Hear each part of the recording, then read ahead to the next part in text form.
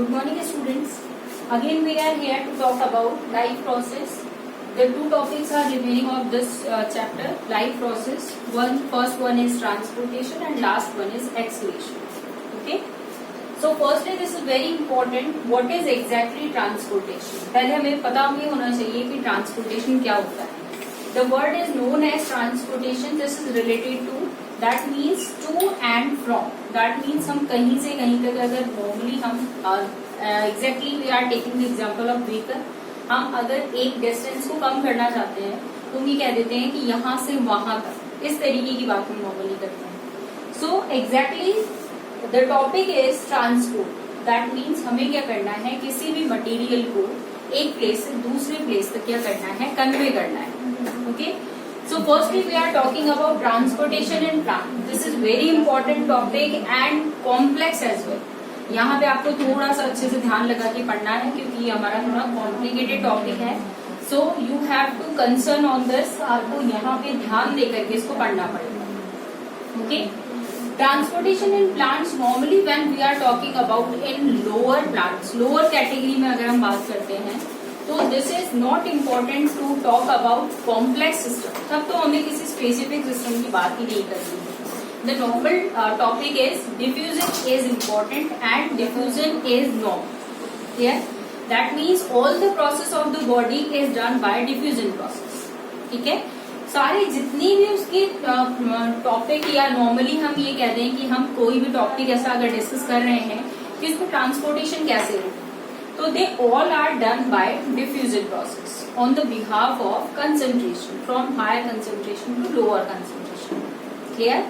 But in place of this, when we are talking about complex animals or complex plant, that this is very important to know about a specific system of body. Here, this type of topics earlier we have already discussed in 9th standard. Okay, and I have already given you idea about xylem and phloem. ये सारे structure आपके known है, ये सब हमने 9th standard में पढ़ा हुआ है. But this is very important to again know about the complexity. Okay, so transportation in plants, in complex structures of plants, the structure is xylem and phloem. अगर हम नॉर्मली किसी सिंपल स्ट्रक्चर वाले plant की बात करते हैं तो उसकी बॉडी के अंदर डिफ्यूजन प्रोसेस जो है वो बॉडी के सारे स्ट्रक्चर्स को और बॉडी के सारे सिस्टम्स को कैरी ऑन करता है. क्लियर? बट हम अब कॉम्प्लेक्स स्ट्रक्चर की बात कर रहे हैं तो the important structures are xylem and phloem. In 9th standard earlier we have already discussed about that. These are known as conduction tissues. Am I right? पहले भी हमने ये पढ़ा हुआ है कि इसको हम conduction tissues बोलते हैं. Why we are knowing or we are like this कि हमने यहाँ पे ऐसा नाम क्यों दिया है इसको कि कंडक्शन कर रहा है? Because this xylem is responsible for conduction of water as well as minerals. Body में एक स्ट्रक्चर जो है उस स्ट्रक्चर से किसी दूसरे स्ट्रक्चर तक कैरी ऑन करने का जो काम है, और कैरी ऑन किसको कर रहा है? वाटर को as well as minerals. Clear? उनको कैरी ऑन करने का काम कौन कर रहा है? जाइलम कर रहा है. और when we are talking about solid particle, that means in the form of food, वो फूड कन्वे कौन कर रहा है? फ्लोएम कर रहा है. ठीक है. तो यहाँ पे हमने एक वर्ड लिया है now. The new word, the correct word is ascent of SAP. This is a new word for. यहाँ पे इस वर्ड के बारे में हमने पहले नहीं पढ़ा. एसेंट ऑफ सैप क्या होता है? Exactly this is sucking of cell sap. अगर हम नॉर्मली ये कहें कि हमने जैसे से पहले एक स्ट्रक्चर पढ़ा था, जब हमने नॉर्मली न्यूट्रिशन की बात करी थी, न्यूट्रिशन इन प्लांट्स, तो हम क्या कहते हैं कि रूट्स के अंदर हमने पानी दिया. ठीक है. रूट्स क्या करेंगे? वाटर को एब्जॉर्ब करेंगे. ठीक है. उन्होंने जैसे ही वाटर को एब्जॉर्ब किया, ये वाटर क्या हो रहा है? धीरे धीरे ट्रैकिट्स के वेसल्स के थ्रू होता हुआ पूरे जितना भी उसका सिस्टम है, जो बॉडी स्ट्रक्चर है, उसे सारे सिस्टम्स के अंदर सर्कुलेट हो रहा है. Clear? But now the important word is ascent of sap. अब ये एसेंट ऑफ सैप का मीनिंग है, this sap is important on the behalf of cell. किसकी बात कर रहे हैं हम स्ट्रक्चर की बात कर रहे हैं. This is plant structure. Clear? जो प्लांट स्ट्रक्चर है उसके अंदर जो सैप है, this is exactly juice. Which type of juice? That means this is founding in cell. एक सेल के अंदर जो लिक्विड मिल रहा है this is known as cell. Clear?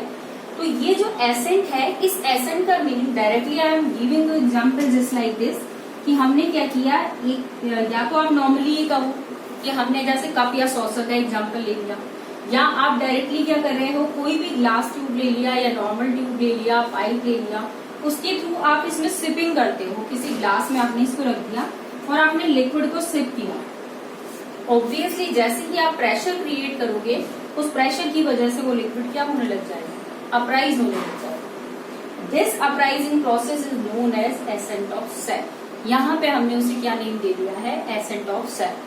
And this is very important on the behalf of your exam, just like when you are writing the answer. In reference to xylem or phloem, you have to use the word this is essence of cell. Otherwise, your answer will be not correct. Clear? अब आपको normally हम जैसे 9th class में या 7th 8th standard में हम ऐसा answer लिख देते थे ना कि यहाँ से वहां चला जाता है, ऐसा हो जाता है, ऐसा हो जाता है। Don't like this. अब हमें वैसे आंसर्स नहीं लिखते। Okay, so firstly, this xylem is important for transport of water and minerals. But the question will be like that: which structure is very responsible for the conduction of water and minerals? अब क्या सारे ही structure ऐसे हैं या पूरा xylem ही मिलके transport कर रहा है? No. The important structure is tracheids and vessels. Okay. I am giving you rough idea just like what is the important structure and which type of processes are there. These are dead, elongated cells with wide lumen. Again I am telling you about this type of structures. That means इनके अंदर non living structure है, non living sales है। अब non living sales में भी suppose अगर किसी student को कोई डाउट होता है कि मैम आपने एक वर्ड यूज किया था नॉन लिविंग, तो यहाँ मैं आपको आइडिया नहीं बताऊंगी कि नॉन लिविंग किस तरीके से नॉन लिविंग है, बिकॉज हमने 9th क्लास में इस टर्म को कम से कम भी जितनी बार बायो का चैप्टर पढ़ा गया है तब हमने इसको डिस्कस किया है। Clear? That means those are not having the dividing power. जिनके अंदर डिवाइडिंग की पावर नहीं है they are known as non living cells. Okay, elongated that means strength, मतलब जो लेंथ होगी वो ज्यादा होगी। वाइड ल्यूमन, इनके अंदर की तरफ जो सर्कुलर एरिया है वो क्या है, ज्यादा है, वाइड एरिया है। Clear? These are lignified and pointed ends. इनके जो लास्ट पॉइंट्स होते हैं just like structure is this, इनके जो लास्ट एरियाज होंगे these are pointed ends. Clear? And these are lignified. अब ऑब्वियसली हमने जब टिश्यूज पढ़े थे तो हमने कॉम्प्लेक्स टिश्यूज के टाइप्स पढ़े थे 9th क्लास में, वहां पे हमने ये लिग्निफाइड वर्ड पढ़ा था। दैट मीन्स दो cells are having lignification. Okay, जिनके ऊपर भी लिग्निफिकेशन हो जाता है obviously they are dead in nature. वो नेचर के अंदर कैसी हो जाती हैं, डेड हो जाती है। क्योंकि लिग्निफिकेशन होने का मीनिंग क्या है, उनके अंदर जो भी ल्यूमेन है, जो ट्यूब्स हैं, जो स्ट्रक्चर्स हैं, they are blocked now.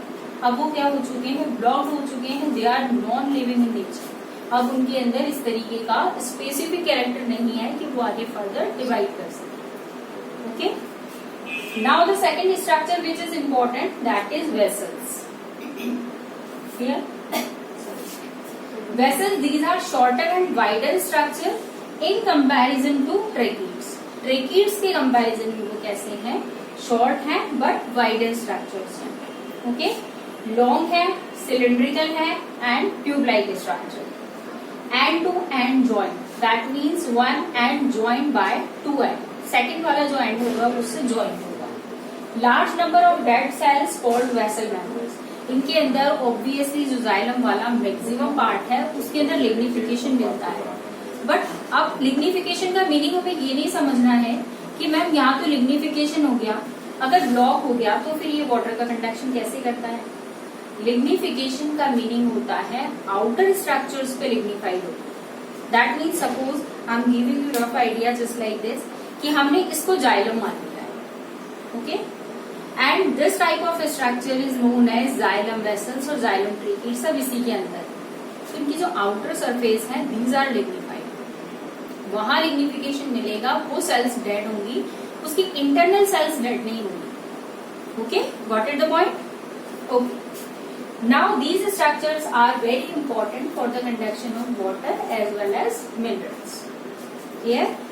So now second word is phloem. Now I am using again a new word that is known as translocation. What is the word? This is translocation. So question will be arised, what is the basic difference in between transportation and translocation? अब ये क्या नया आ गया यहाँ पे? When we are talking about phloem, जब हम solid particles के transport की बात करते हैं, we are not using a single word just like transportation. Clear?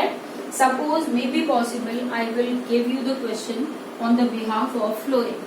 Your answer will be based on translocation in place of transportation. Got it the point? आपको अगर phloem के रेस्पेक्ट में answer लिखना है, that means you are giving the answer in respect to solid particles. We are not talking about liquid or cell cell. हम उसकी बात नहीं कर रहे, हम solid structure की बात कर रहे हैं. Okay? So this solid structure in reference to phloem, this is known as translocation. Okay?